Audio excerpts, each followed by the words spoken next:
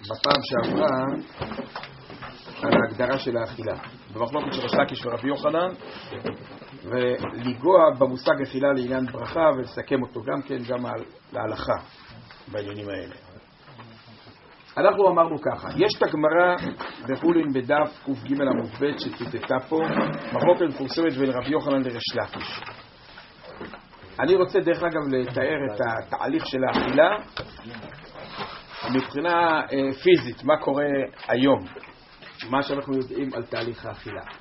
ואגב גם בחז"ל זה היה ידוע, זה מפורש גם כן, זה לא רק הסוגיה הזאת, היא גם סוגיה אחרת, כל הסוגיות של הלכות טרפות, מתארות כל מיני עניינים שקשורים למערכת העיכול ולקיבה וכו'. אז התהליך כפי שידוע לנו היום הוא כזה, אדם מכניס את האוכל לתוך הפה, לועס אותו, אחרי הלעיסה האוכל כבר מוכשר להיכנס לתוך הלוע, מה שנקרא, או אפשר לקרוא לזה בית הבליעה, ואז הוא עובר בצינור שנקרא ושת. אני תכף אגיד את הלוז, כמה זמן לוקח כל דבר, אבל זה עיקרון. זה היה חשוב, כי היה חשוב לי להבין מה זה הנעת מאב שאומר ריש לקיש. אז זה סקרן אותי להבין מה זה, מה הוא מתכוון, עד שיגיע למעיים, ככה לכאורה פשט. אבל זה ודאי לא עד שיגיע, תכף אני אסביר למה. עכשיו, אחרי זה עובר בוושת, זה מגיע לקיבה, נמצא בקיבה במשך זמן מסוים, ואחר כך זה יורד למעיים. כידוע יש לנו שני מעיים, יש לנו מי דק ויש לנו מי גס. מה ההבדל בין השלב של הקיבה לשלב של המעיים? בשלב של הקיבה המזון מתעכל. זאת אומרת, בשלב של הקיבה היא מפרקת אותו. יש תנועות כאלה בקיבה, שהן ככה מזיזות את המזון, לדמיינו זה נכנס לאיזה מיקסר כזה, והוא מתחיל לפרק אותו. אבל עדיין זה לא נספק בגוף. כי אוכל לא יכול להספק בגוף רק אחרי הפירוק הזה. עכשיו, כשזה נכנס למי הדק, במי הדק יש חומרים שגורמים למזון שהגיע לשם להתפרק לחלקיקים קטנים, להיספק בדם, והדם מעביר אותו לאיברים, את החלקיקים האלו של המזון. אחר כך יש תהליך פירוק עוד יותר גדול, שהוא בדרך כלל לדברים הנוזליים, זאת אומרת, הדברים המוצקים הם נספגים בדם כבר במי הדק, והדברים הנוזליים יותר במזון, זה נוזלים, זאת אומרת, כל מזון אם הוא לח, יש בו גם מוצק ויש בו גם נוזל. אז מה שמצוי בנוזל של המזון הוא נספג בדם דרך המי הגס. ואז אחר כך יוצא דרך פי הטבעת מן הגוף.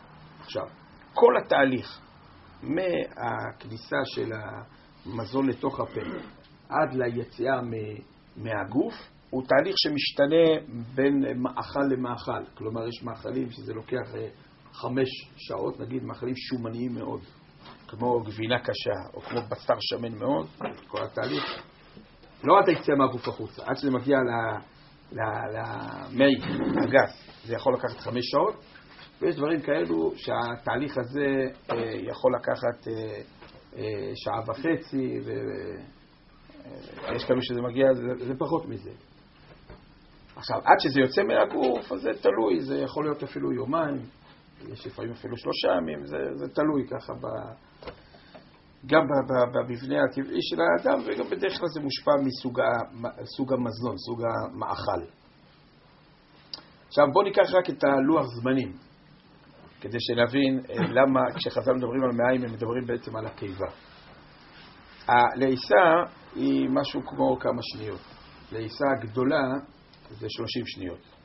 מי שלועס 30 שניות, יש כאלו שיש להם איזו שיטת דיאטה ללעוס 2 דקות. התוצאות שם לא מלהיבות מבחינת הטעם, אבל מכל מקום זה ודאי משהו מלאכותי. הלעיסות הנורמטיביות הן משהו בין 5 שניות לדברים קלים ל-30 שניות לדברים יותר כבדים. ואז יש את הבליעה. בוושת זה לוקח למזון בין 5 ל-10 שניות. זאת אומרת, בצינור הזה, עד שזה מגיע לקיבה זה לוקח 15 שניות. זאת אומרת, מאז שהכנסנו אותו לתוך הפה, עד שהוא מגיע לקיבה בפועל, זה משהו כמו 30 שניות, 40 שניות, גג. כשהוא נמצא בתוך הקיבה, אז זה משתנה. ממאכל למאכל. יש מאכלים שזה כמו ירקות, שזה 20 דקות, לכן מי שאוכל ירק אז הוא לא מרגיש שבע. כי תוך 20 דקות זה נגמר הסיפור, זה כבר עובר למעיים. עכשיו, תחושת השובע נוצרת בקיבה, זה מה שנקרא מילוי קרס. מילוי קרס, קרס זה חלק מהקיבה. קרס זה לא הניפוח של הבטן למטה, אלא בהגדרה בחז"ל, קרס, תגיד, יש מושג בהלכות טרפות.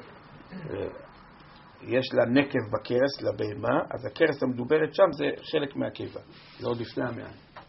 בסדר? אז בקיצור אנחנו מתארים את התהליך הזה. עכשיו יש איזו ראייה פשוטה שחז"ל מדברים על הקיבה ולא מדברים על לאחר מכן. התהליך של העיכול בקיבה של דגנים זה 1.5 שעות. זאת אומרת 90 דקות.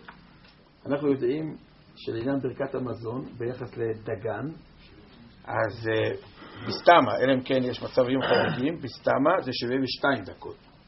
אם אנחנו מתייחסים למה שקורה במעיים, הרי זה מגיע למעיים רק אחרי 90 דקות. אז מה שייך לדבר על 72 דקות מאז שהתחלת לאכול? אז ודאי שכשאנחנו מדברים על מה שנקרא עיכול, אנחנו מדברים על מה שנמצא בקיבה. וזה גם תחושת השובע. לכן כמו שאמרתי, כשאנחנו אוכלים ירקות, תוך חצי שעה אתה עוד פעם נהיה רעב. כלומר, אם אכלת אותם כשהיית רעב, אז זה סתם לך קצת, אבל זהו. זה לא יותר מזה. עכשיו בואו נחזור למושגים שדיברנו עליהם שבוע שעבר. אמרנו שהאכילה בתהליך השלם שלה מתחילה בפה, ואז בשלב הזה של הלעיסה בפה יש לנו הנאת טעם, לא כשזה נמצא בשיניים, אלא כשזה מתחיל להילעס ולהתקרב יותר פנימה, שאז יש את המקומות בלשון שיש בהם את תחושת הטעם. אז יש את מה שנקרא הנאת אכך, מה שרבי יוחנן דיבר. אחר כך זה חודר פנימה ותוך כמה שניות זה מגיע לקיבה, ושם יש את מילוי הקרס. שם יש את מילוי הקרס, וזה התחושה, כמו שאמרנו, תאכל שני מלפפון, אז ב-20 דקות הראשונות אתה תרגיש שיש לך משהו, סתמת משהו. אחר כך זה כבר לא יהיה, כי אחר כך הוא כבר יוצא מהקיבה, אז אין כבר את התחושה הזאת. אז כשריש לקיש דיבר, כמו שאמרנו, על הנעת מעף, הוא דיבר לא על מה שנקרא מעיים, אלא דיבר על מה שנקרא קיבה. אחר כך שאלתי את עצמי, הרי בחז"ל יש את המושג מעיים. נקבו המעיים של הבהמה. שם ודאי חז"ל לא מדברים על הקיבה, כי אותה משנה אומרת נקבע הקיבה או נקבו המעיים. אז חז"ל מפרידים בזה. אז למה ריש לקיש קרא לזה מעיים? כי המושג מעיים, הכוונה היא שם כללי לאיברים פנימיים, כמו ושני לאומים ממעייך ייפרדו. נכון? ממעייך, מה הכוונה? זה היה ברחם שלה בכלל, זה לא היה במעיים. אלא ודאי שהמעיים, הכוונה היא לשם הכולל של האיברים הפנימיים. יש גם שם ספציפי בתוך האיברים הפנימיים למעיים, בתור איבר, אבל זה שם כולל. למה ריש לקיש דיבר במושג מעיים? נראה לי כי ריש לקיש רק רצה להבליט בשונה מרבי יוחנן. בעצם רבי יוחנן אמר שעיקר האכילה מבחינתו מתרחשת בשלב עוד לפני שזה נכנס לחלל הגוף. אומר לו ריש לקיש, אכילה זה רק כשזה נכנס לחלל הגוף. לפני זה נכנס לחלל הגוף, עדיין לא היינו מצויים בתהליך האכילה. הגמרא במסכת חולין בקוף ג' מביאה שתי נפקמינות בין ריש לקיש לרבי יוחנן. שני מצבים שבהם תהיה נפקמינה. מצב אחד זה האם המזון שנמצא בין החניכיים מצטרף להשלמת שיעור כזית למה שהוא כבר בלע. כלומר הוא בלע חלק, אבל יש חלק שנשאר בחלל הפה. האם זה מצטרף? לרבי יוחנן זה מצטרף, לריש לקיש זה לא מצטרף. עוד נפקמינה, אומרת הגמרא, מה יהיה הדין במקרה של אדם שאכל חצי זית ופלט, ואחר כך אכל עוד חצי זית? אז אומרת הגמרא, באופן כזה, לרבי יוחנן יהיה חייב, כי יש לנו הנעת גרונו בכזית, ולריש לקיש יהיה פטור. אז הסברנו כבר בפעם שעברה. גם בנפקמין הראשונה, כי אם נלך למקרה הראשון, אנחנו לא מוצאים בגמרא שהגמרא אומרת שלפי רבי יוחנן, אדם שרק ילעס זה כבר מוגדר כאכילה. זה גם לרבי יוחנן לא מצאנו. מה שאנחנו כן מצאנו, זה אדם שהוא ילעס וחלק ייבלע וחלק יישאר, אז מה שנשאר יכול להשלים לשיעור. זה כן מצאנו לרבי יוחנן. ויכול להיות שדווקא בגלל שאפשר לראות את זה כתפל לכבר מה שנבלע. ואמרנו יותר מזה פעם שעברה, אולי הגמרא מדברת על מצב של אכילה נורמלית, שבסופו של דבר גם את זה הוא יבלע. היא לא מדברת על לועס ופולט. רק מה נפקמינה בזה שאני מגדיר את זה כאכילה עכשיו? אז אמרנו לדוגמה, נפקמינה מה יהיה אם האכילה הייתה איטית, ועכשיו מה שנמצא לו בין החניכיים, אם לא נחשיב את זה ולחכה לבליעה, אז זה כבר לא יצטרף, כי זה היה יותר מכדי אכילת פרס. אז אם אני מחשיב את זה כבר עכשיו כאכילה, אז יהיה חייב. אבל אם אני לא אחשיב עד שהוא יבלע, אז לא יהיה חייב, כי זה עבר את הזמן של אכילת פרס. אמרנו, יכול להיות שאפילו רק בחיי גמנה. אבל גם אם נגיד שלפי רבי יוחנן אני מחייב, גם אם הוא לא בלע בסוף, ואפילו הוא פלט את מה שהוא לעס, אבל לא מצאנו שרק על ידי לעיסה מחייבים. מחייבים בסופו של דבר על הבליעה ועל העיסה מצטרפת. עוד דבר אמרנו, גם הדוגמה השנייה שמביאה הגמרא על אדם שבלע חצי כזית והקיא אותו, ואחר כך בלע עוד חצי כזית של רבי יוחנן, זה מצטרף. אז זה בגלל שבסופו של דבר הוא בלע וזה הגיע לקיבה. כן, זה הגיע לקיבה ואחר כך ההקאה הוציאה את זה. אז היה פה אכילה שלימה, אבל לריש לקיש זה לא מספיק. אמרנו מה נפקמינה בריש לקיש של רבי יוחנן, למה לריש לקיש זה לא מספיק? כמו שלרבי יוחנן זה מצטרף, אז גם לריש לקיש לא. אז אמרנו זה בדיוק ההבדל. לפי דעת ריש לקיש, המושג אכילה זה במילוי המעיים, במילוי הקיבה, זה נקרא מילוי הכרס, במילוי הקיבה. לכן, אם לא היה פה כזית ביחד בסופו של דבר באותו זמן בקיבה, אז אין פה מילוי קיבה בכזית. לעומת זאת לרבי יוחנן, ההנאה היא הנאת תכך. איך הנאת תכך נוצרת? לא על ידי זה שהפה מתמלא. הנאת תכך נוצרת על ידי החיכוך של המזון עם הכך. זה מה שגורם לטעם. ולכן, אם יתחכך חצי זית, ואחר כך יתחכך חצי זית, וזה היה תוך כדי אכילת פרס, אז יש פה בסך הכל הנאת חיכוך של כזית, ולכן זה מצטרף. לריש לקיש זה לא יעזור. כי לריש לקיש זה לא הנעת החיכוך עם המעיים יוצרת את ההנאה, אלא המילוי של המעיים. אתה צריך שיהיה לך בפועל כזית. זה מה שאומרת הגמרא שם. כל זה ביחס לאיסורים שבתורה. זה ההגדרה של האכילה. לפי דברינו יוצא שגם לרבי יוחנן אנחנו מדברים על בליעה. מה שאפשר זה יכול להיות לצרף מקסימום את בין החניכיים למה שכבר בלע. זה כן מצינו. אבל לא מצינו אדם שלועץ ופולט, שהדבר הזה מוגדר כאכילה לשיטת רבי יוחנן, אפילו לשיטת רבי יוחנן, קל וחומר לשיטת ריש לקיש. אני רוצה להתבונן, כן? באדם שיש לו חולי מעיים, הוא אוכל והוא מקיף. אבל זה מגיע למעיים, מגיע לקיבה. מגיע לקיבה, הוא יודע שהוא יפלוט את זה אחרי 10 דקות. לא משנה. הוא צריך לברך? כן, זה אכילה. לא רק זה, באיסור והיתר, הוא יהיה עובר על איסור דאורייתא. הכל במוח? לא במוח, זה מציאות, זה נכנס. מה זאת אומרת? לא, זה במוח, זה לא עושה שום דבר. מה זה במוח? זה נכנס. זה הרגשה, זה היה פה פעולת אכילה. היה פעולת אכילה. אבל זה לא מזין את הגוף. לא דיברנו על זינת הגוף, גם ריש לקיש לא דיבר על זינת הגוף. ריש לקיש מה שאמר דיבר על מילוי הכרס. הוא אומר מבחינתו האכילה נגמרת כשזה מגיע לקיבה. זה הגיע לקיבה, נגמר העניין. מה שיש המחלוקת ביניהם? מה עיקר האכילה? הוויכוח ביניהם זה איזה שלב באכילה אנחנו רואים פה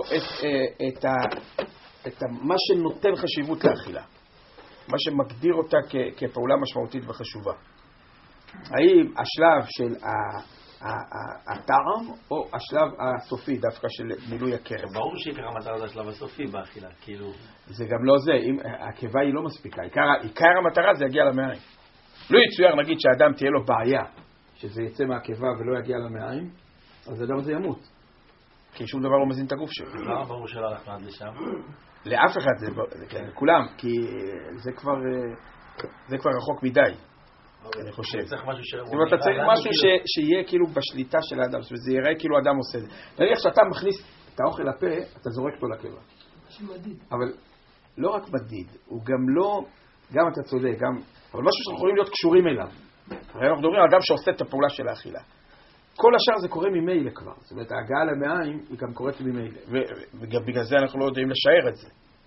זאת אומרת, אתה יכול לחוש שליטה, זה כמו לזרוק יכולים לדמות את זה למה שאתם רוצים, אבל זה כמו לזרוק למכל. כן? אז אתה שולט עד ההגעה שלו לתכלית של המכל. עכשיו, אם יקרו עכשיו כל מיני תהליכים אחר כך, זה כבר לא אתה עשית. ולכן גם ריש לקיש מסתפק בזה. החלק הזן של הרמב"ם שמתחיל מהעיכול. חלק הזן הוא מתחיל כבר מההתחלה. הוא כולל את כל התהליכים. הלא בכירים. גם בוושת, הרי זה לא נפילה חופשית. גם בוושת יש התכווצויות שגורמות לזה לרדת למטה. אבל זה לא ארוך, וזו פעולה יחסית פשוטה, כי זה מוריד את זה כמו שזה. אז לכן זה לוקח כמה שניות, אבל בעיקרון זה כבר מתחיל משם. זאת אומרת, מי גורם לוושת להתכווץ? הנפש. של אדם מת זה לא מתכווץ. תדחף לו לזה, זה לא ירד. אז זה הנפש גורם, זה חלק הזה מתחיל משם. לפי זה אז רבי יוחנן יותר מובן בעצם. מה? כאילו, לפי מה שהרב הסביר. זהו, יכול להיות שהדיון הוא, כלומר, בעצם, רבי יוחנן אומר, השלב הזה הוא כבר מספיק משמעותי. זאת אומרת, אני מסכים שבחינת... הם באמת הכי מרגישים גם את השלב הזה, זה השלב שהוא הכי מהותי. כן, הם רוצים שזה יהיה טעים, כאילו. כן, יכול להיות שאתה צודק שאפשר להוסיף את זה, שבעצם לבני אדם זה חשוב. לבני אדם זה חשוב, וממילא זה נותן לזה את המשמעות. אבל יכול להיות שהוא יסכים שמבחינת התכלית, בסופו של דבר, ההגעה לקיבה היא יותר קרובה אל התכלית. אבל בסופו של דבר, הוא אומר, זה מספיק משמעותי. זאת אומרת, זה מספיק משמעותי, השלב הזה, כדי לראות פה שם אכילה. היום זה יותר חשוב. לא בטוח שפעם, הפעם היה כל כך חשוב. ברור שהיה חשוב. אל תאמר, הימים הראשונים היו טובים מאלה. כמו שלמה המלך אמר. הרב אומר נכון שפילוף אחרי המועיד ולא אחרי הערב. לא בשכל. אבל בני אדם בסופו של דבר, מבחינת המשמעות של המציאות, המשמעות של המציאות היא כזאת. אגב, חז"ל הרי תקנו בדיוק את הברכה על הסיפור הזה. כן. זאת אומרת, זה לא, זה תאוותנים, זה זללנים, זה מסדו מאוד את הקטע הזה של הענאת הטעם. אבל זה לא סתם ככה. שמחה בבשר גם. כן, ברור. טוב, בואו נתקדם הלאה. כן. ריש לקיש, שתי אכילות, כל אחת בחצי כזית. למה לא נגיד שאם זה נכנס... אם זה נכנס והגיע... הגיע ויצא, אז עדיין תוך כדי אכילה... זה מצטרף, ודאי. זה יצטרף לו? כן. אם אדם אכל חצי זית, ועוד חצי זית, שניהם הגיעו למעיים. ואחר כך הוא הקיא את שניהם, גם לריש לקיש. הגיע אחד וחזר לאכל עוד כזית. לא טוב. כי לא היה פה הצטרפות במעיים לכזית. אבל זה כדי צביעה, זה זמן שעדיין של אכילה. אבל לא משנה, לא היה מילוי קרס. זה כדי... מילוי קרס זה כפשוטו. לתפוס בחלל הקיבה מקום של כזית. זה המושג מילוי קרס. אם לא היה, זה לא החיכוך עם הקיבה. זה לא התחככות עם המיצים שלה או עם כותלי הקיבה. זה המילוי, תפיסת המקום הזאת. האמת, זה גם נותן את התחושה של הסביעה. גם ריש לקיש מדבר על איזה סוג של הנאה, כאילו, על סוג של משמעות, שאני מרגיש פה משהו. למרות שאם בשלב הזה מישהו ישאב לי את זה משם, שום דבר. זאת אומרת, הבן אדם הוא לא אכל מבחינת התפקוד של הגוף. אבל בסדר, כמו שאמר, מבחינת הפעולה שאנחנו שולטים עליה, זה מגיע עד לשם. טוב, עכשיו, מה לגבי אכילה בהקשרים שאנחנו מדברים עליהם? האם פה יהיה המושג שונה מאשר מה שמצאנו שם? אז כמו שראיתם פה, הם הביאו פה, אם תסתכלו בעמוד 11, הם הביאו פה סיפור של 3 שיטות באחרונים. הם הביאו בשם הפנים מהירות והעגל טל, שבעצם הברכה היא על הנעת המעיים, ויש כאלה שאומרים זה על הנעת הגרון, ולא צריך הנעת המעיים, ויש סוברים שצריך את שניהם, הנעת הגרון וגם הנעת המעיים. עכשיו, האמת היא, כשאני ראיתי את הדברים של האחרונים האלה, אני נראה לי שיש בין מה שאני הסברתי לבין מה שהם תפסו את הגמרא שם, פער. זאת אומרת, לעניות דעתי, אני לא דקדקתי בדברים של כולם, כי לא היה לי זמן, כי צריך לפתוח את זה לפני, ולא היה לי זמן. אבל נראה לי שהם תפסו, לא כמו שהסברנו, הם תפסו שלפי רבי יוחנן, אני אחדד את זה, אם אדם לעף ופלט, זה בסדר, זה נקרא אכילה. ולריש לקיש, זה צריך שזה יגיע למעיים. הם עד כדי כך דנו, אולי לריש לקיש שזה מגיע למעיים לא בדרך זה שזה דרך הפה, אז אולי גם זה בסדר. לגבי, רק הם אומרים, רואים שיש מושג שנקרא אכילה שלא כדרך. לכן אני חושב שלפי מה שאמרנו, אני תכף אגיד מה נראה לי שמתבקש. כלומר, לפי מה שהסברנו בגמרא עצמה, שהמושג אכילה כולם לא פליגי. שזה מציאות של הכנסה לתוך הפה, לעיסה ובליעה, באופן שזה מגיע לקיבה, מה שיקרא למעיים, זה המציאות של האכילה. רק הוויכוח הוא בתוך התהליך הזה, מהו הדבר שכבר נותן לזה את המשמעות של השם אכילה.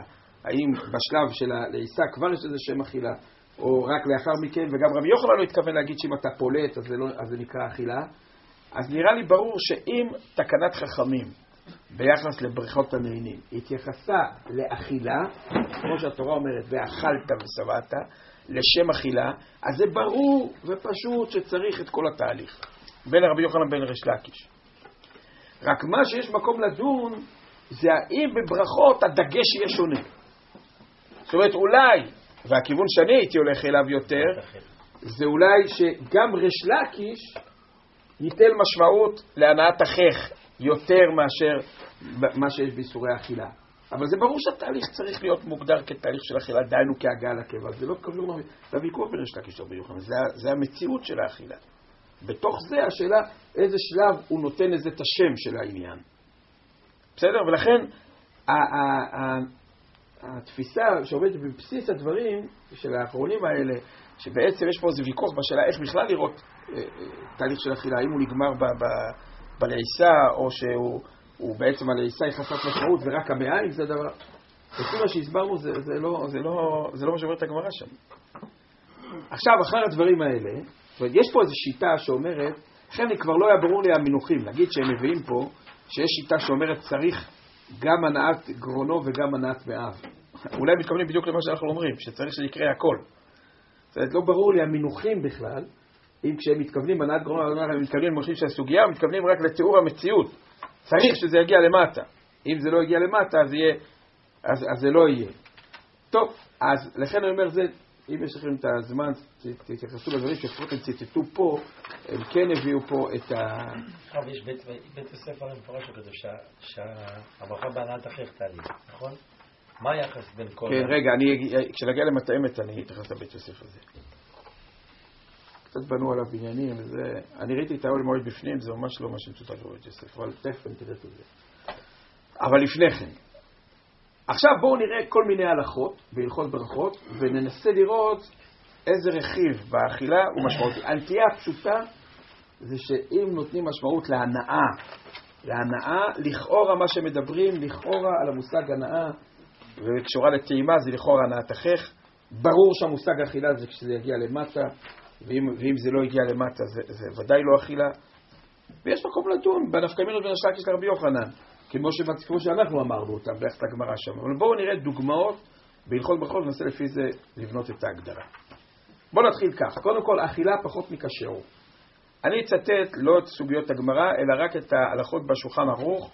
הלכה בשולחן ערוך בסימן רש י' סעיף א', אומר השולחן ערוך, האוכל פחות מכזית, בין מפת, בין משאר אוכלים, והשותה פחות מרביעית, בין מיין, בין משאר משכין, מברך תחילה ברכה ראויה לאותו המין, ואחריו אינו מברך כלל.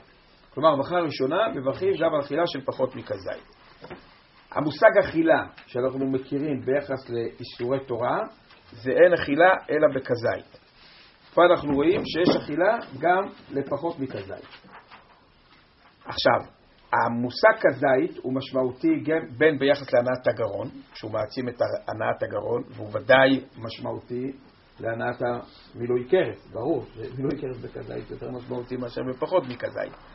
לכן, מעצם זה שאומרים שיש פה חידוש, שיש חיוב גם על כלשהו, אני לא יכול לדעת מה הכיוון. הנטייה שלי היא לראות את זה כהגדרה שיותר מתייחסת לטעם. אז אני יכול להבין שבטעם יש כלשהו, כי במילוי הקרס, לומר שבכלשהו שאדם הכניס, שהוא אפילו לא חש את מציאותו, אז להגיד שזה מרכז העניין. לא, אבל כזית זה כן מרכז העניין. כזית, אבל כבר יש לך איזה אכילה חזרה, כאילו.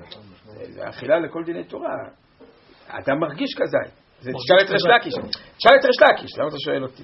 ריש לקיש אומר, אני מבחינתי מילוי הכרס. אתה מדבר על כזית, וכזית זה מילוי כרס? אז כנראה שכזית כן מרגישים, אבל פה אתה מדבר על כלשהו. זה הולך על פי משתנה.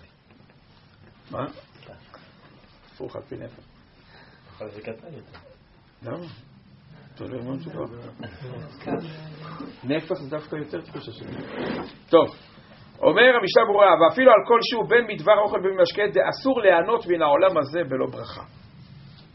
עכשיו אני מתכוון ליהנות, אתה יכול להגיד זה ענת מעין, אפשר, אבל זה פחות סביר. טוב, זה נקודה אחת. בוא נראה הלאה, פה לא מוכרח עדיין. יש לנו רשימה של הלכות בשולחן ערוך שמתייחסת למצבים של דברים שהם לא ראויים לאכילה, שלא מברכים עליהם בכלל. בסימן רשב"ץ סעיף ב' הוא מביא פרי מר או עפוץ ביותר, עד שלא רואים לאכילה אפילו על ידי הצחק, אין מברכים עליו כלל. גרעיני הפירות, מרים, לא מברכים כלל. שמן זית, זה המקור לכל החידושים האלה. ברגע ששתאו כמות שהוא, אינו מברך משום שהזוקה מזיק לי. רק שתי מילים על הזוקה מזיק לי. הזוקה מזיק לי זה לא הכוונה שזה מזיק לו מבחינה בריאותית.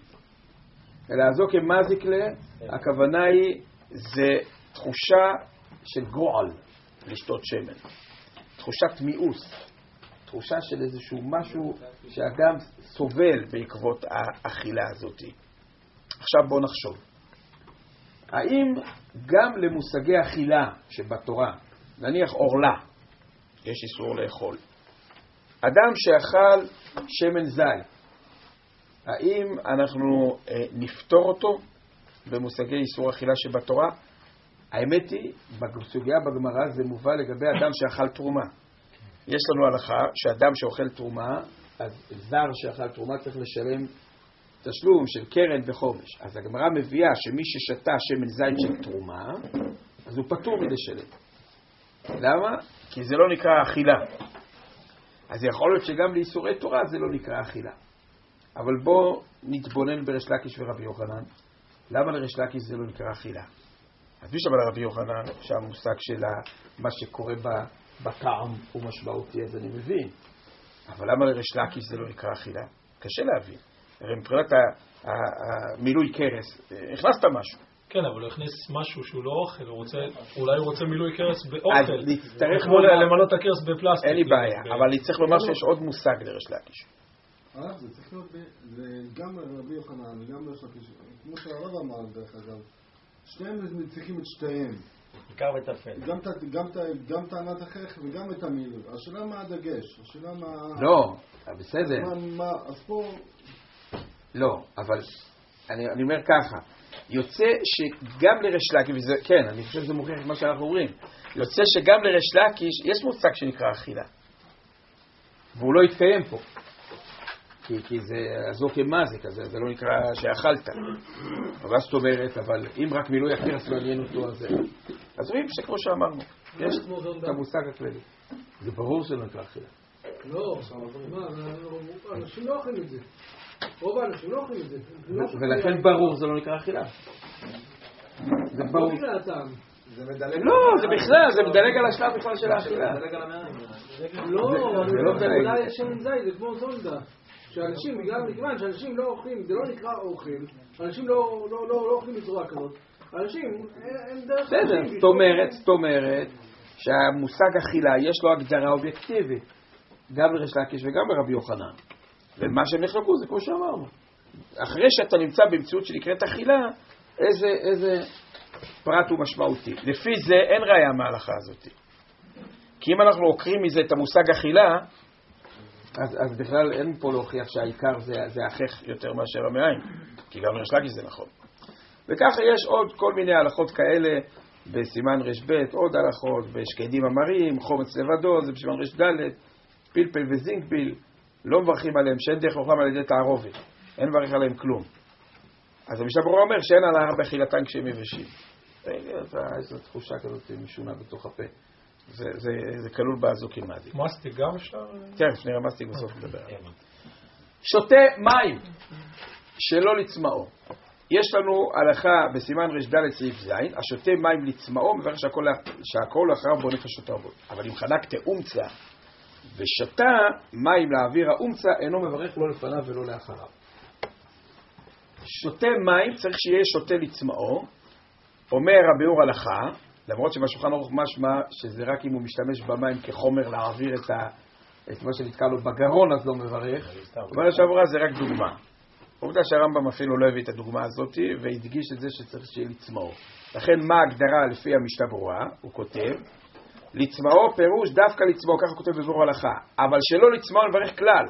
ומה דברו חנק תאומצא לאו דווקא, ולפי זה הוא מוציא נפקא מינה לדינה. מעניין, אם שתה מים רק כדי להצטרף לברכת המזון, לפי מי שאומר שיש מגן אברהם שאומר שגם בשתיית מים אתה מצטרף לזימון, או יש גם בשולחן ערוך שיש אומרים ששתייה מצטרפת, אבל זה אולי רק שתיית יין שהוא משקה חשוב. המגן אברהם אומר גם מים, או אתה יכול לחסוך אם אתה מביא לך מישהו קצת את הזימון, לא צריך להשקיע בו הרבה, תן לו כוס מים ויש לך זימון. או שיש לו ספק בברכה, אם מחויב ברכה האחרונה ורוצה לשתות רביעית מים כדי להתחייב, זאת אומרת הוא בעצם לא צמא עכשיו, אבל הוא שותה כדי שיהיה לו, כדי שיוכל להוציא את עצמו בברכה. אומר הביאור הלכה, אין לו שום הנאה מהמים, אין חייב לברך עליהם. לכאורה זה קצת קשה. למה? במושג החיצוני, כל שתייה, כל אכילה יש את ההנאה שלה. אלא אם כן יש משהו חיצוני, משהו ברור, אובייקטיבי, כמו... ומים, מים זה יוצא דופן. לא, כמו עצם בגרון, שזה ברור שאני שתיתי, ואין לי שום הנאה כדי להוריד את העצם. אבל הוא רוצה להוכיח לא ככה. הוא אומר שזה נכון, תראו, בואו לסבר את האוזן, רק מבחינה מעשית. אם ניגשת לברז, ודאי שאתה מברך, כנראה אתה צמא. אם ניגשת לברז, כנראה אתה צמא. אבל שתייה יזומה, לא הייתה לך התעוררות טבעית אליה, ואתה יוזם אותה באופן מלאכותי בגלל כל מיני